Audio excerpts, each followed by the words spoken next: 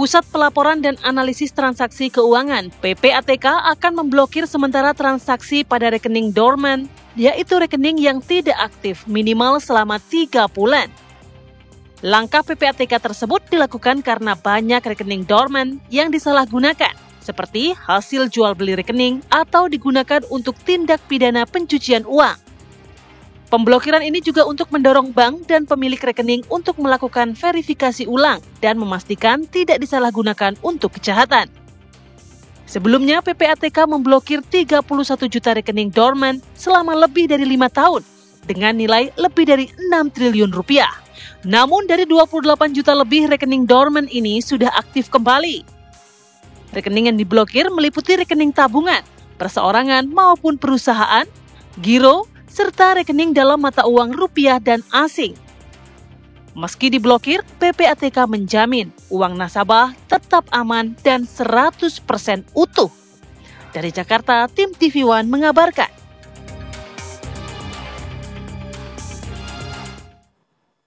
Ini yang ramai banget. Kalau kita buka sosmed pasti kelihatan ada aja obrolan soal ini begitu Iya, ya. tapi Reza aman rekening? Saya alhamdulillah aman karena rekening cuma satu.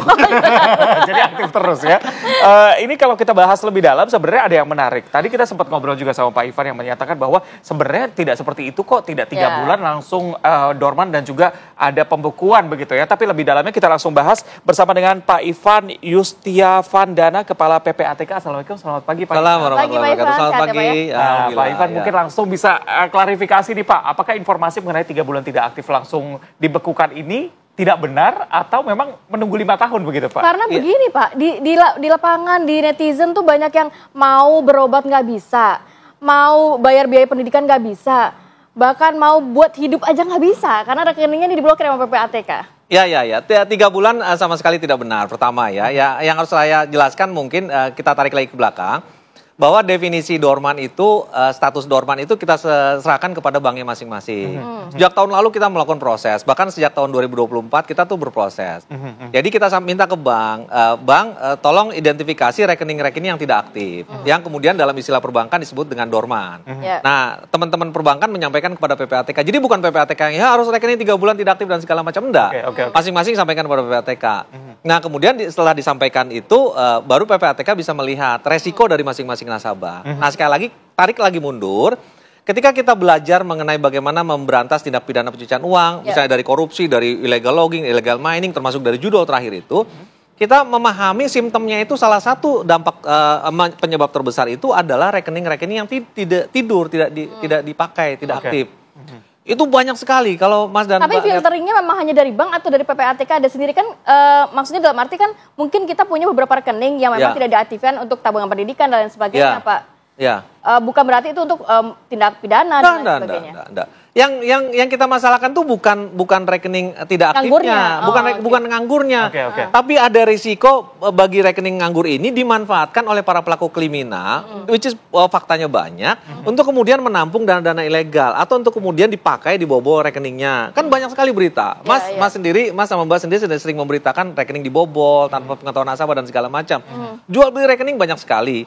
Nah, atas dasar risiko inilah kemudian kita lindungi. Ini sebenarnya negara hadir untuk melindungi rekening Tapi masyarakat. sudah adakah himbauan atau informasi kepada masyarakat? Masyarakat taunya ujuk-ujuk loh, kok rekening saya diblokir gitu. Ya udah. Sudah ada? Jadi prinsip mengenal nasabah, pengkinian data itu adalah perintah undang-undang loh. Kan beberapa kali kita menerima WhatsApp dari bank, tolong dikinikan kok dong, KTP-nya diperbaiki dan segala macam. Itu perintah undang-undang. Dan di undang-undang TPPU pun, pencucian uang pun 8/2010 diperintahkan bank itu wajib mengenal nasabahnya. Ada kewajiban untuk mengenal nasabah. Nah, sehingga dengan demikian kewajiban bank untuk melakukan updating. Tapi terlepas dari itu, resiko publik memiliki rekening tidur itu luar biasa.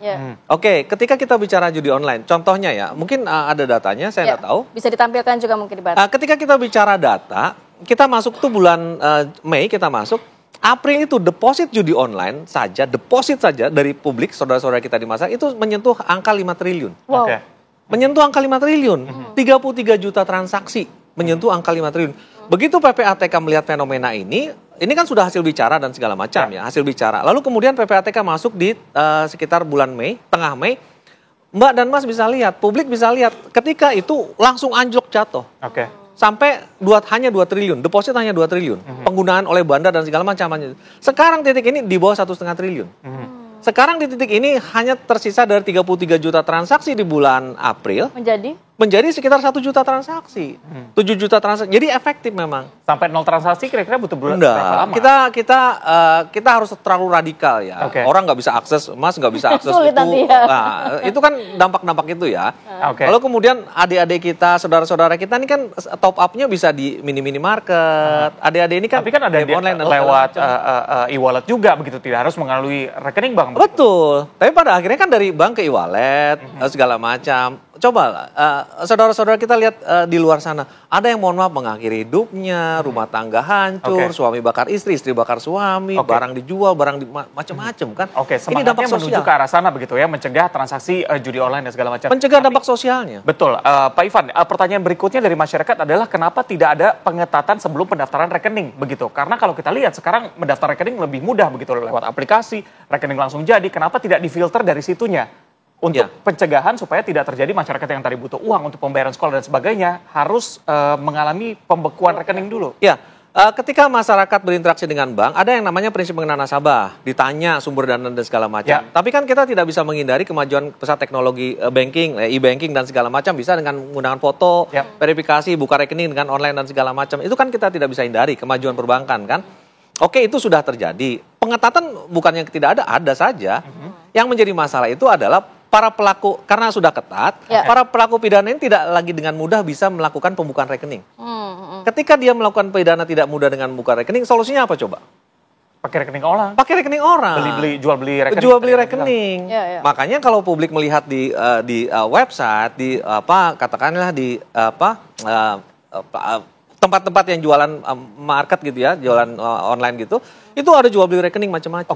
Pertanyaan berikutnya adalah kenapa tidak ada pembatasan? Kalau kita menggunakan SIM card nomor pribadi, menggunakan NIK itu dibatasi sampai dengan 4 rekening, 4 nomor telepon misalnya. Kenapa tidak dilakukan seperti itu mengenai rekening, Pak? Kalau rekening bisa sesuai dengan kebutuhan ya. Kalau Mas misalnya sekarang di TV ini lalu pindah lagi TV sana stasiunnya minta kan bank lain gitu. Kan bisa ditutup rekening. Ya, maunya kan bagusnya kan ditutup. Tapi faktanya pembahasan mengenai pembatasan rekening ini ada menuju ke arah sana atau tidak? Iya, salah satunya. Salah satunya itu adalah bagaimana masyarakat ini lebih aware bahwa ada resiko dengan kepemilikan rekening. Ya. Itu harus diupdate. Pak Ivan, dari sisi PPATK sendiri, ada nggak sih sebenarnya dorman biasa sama dorman yang memiliki resiko tinggi yang bisa digunakan untuk hal-hal yang tidak baik seperti tindak pidana? Ada algoritmanya seperti apa gitu dalam proses pembekuan? Dan apakah itu juga dibuka secara publik, apa memang hanya audit internal saja? Mesin learning kita punya algoritma itu ya.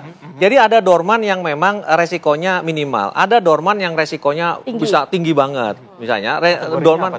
Contohnya misalnya kalau ketika kita lihat dorman resikonya tinggi banget itu, contoh misalnya kasus di Pangandaran ya. Para petani, para saudara-saudara kita di pedesaan itu kemudian membuka rekening kan. Lalu tidak ada aktivitas. Begitu kita lihat statusnya, loh ini kok statusnya saudara-saudara kita yang kerjanya di daerah dan petani dan segala macam lah. Faktanya terbukti kan yang ditangkap oleh Polres Ciamis itu terbukti satu orang itu bandar judol memiliki 300 rekening, isinya di dalam 200-an sekian miliar kan. Nah yang begini kan banyak sekali. Ini kan banyak sekali.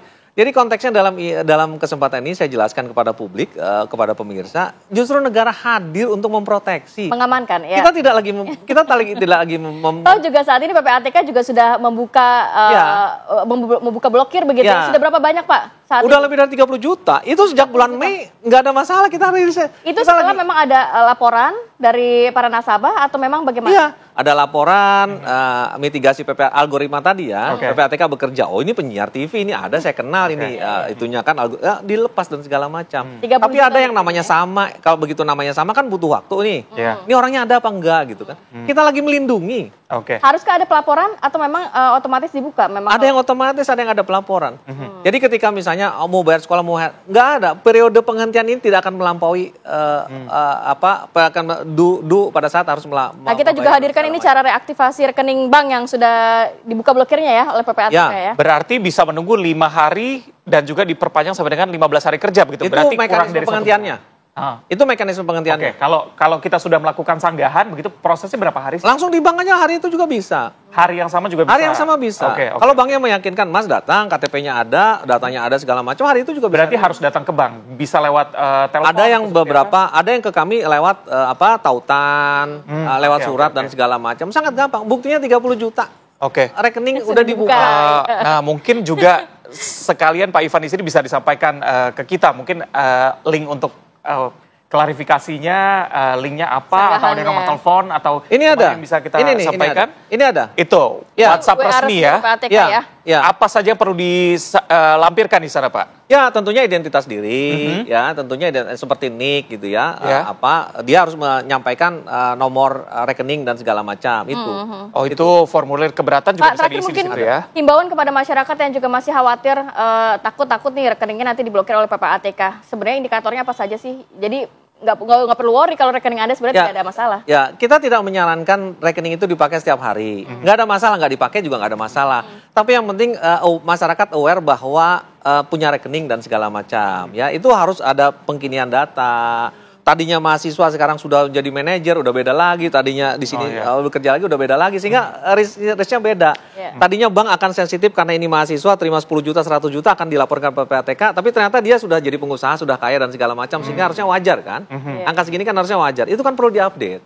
Satu lagi perlu ditegaskan, ini bukan penyitaan, ini bukan perampasan. Rekening Mbak, rekening dananya Mas, aman pasti ya. Dana mau keriting 1, 2, 3, 4, 5 kembalinya 1, 2, 3, 4, 5, 6 nggak ada lagi pembulatan segala macam, nggak ada lagi. Nggak ada lagi. Kalau saya sih yang ditakutkan bukan rekeningnya diblokir, nggak ada isinya, tapi nggak ada isinya. Transfer gitu. Pak Ivan, terima kasih banyak atas klarifikasi, dan kita harapkan juga masyarakat bisa lebih clear begitu ya atas apa yang terjadi. Dan pemirsa, kita akan jeda terlebih dahulu. Usai jeda kami hadirkan dari informasi mengenai Presiden Prabowo Subianto yang memutuskan untuk memberikan amnesti kepada Sekjen PDIP Hasto Kristianto dan juga memberikan abolisi untuk Tom Lembong. Ini disampaikan oleh Wakil Ketua DPR Sufmi Dasko Ahmad dalam keterangan persnya semalam. Kita lihat dan juga kita hadirkan diskusinya. Usai jeda, tetap bersama kami.